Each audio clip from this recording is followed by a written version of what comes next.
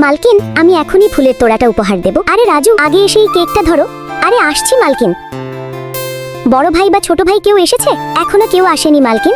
চলো, বড় ভাই আসুক বা না আসুক, বড় ভাই এলে আমার জন্য দামি দামি গিফট আনবে। ছোট ভাই কি বা নিয়ে আসবে? চলো, বড় ভাই এলে আমাকে জানিও।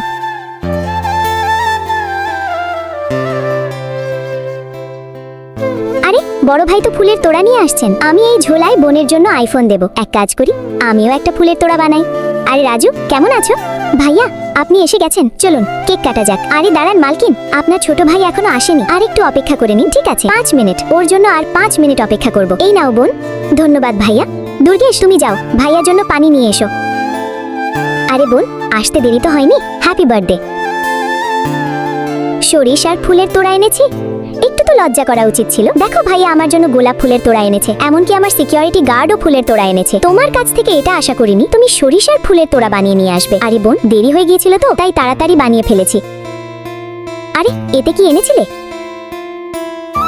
আরে এতে একটা আইফোন আছে। এই ছবিটাকে সুন্দর মনে করলে ভিডিওতে লাইক করে চ্যানেলটাকে সাবস্ক্রাইব করো, এরপরে আল্লাহ লিখো।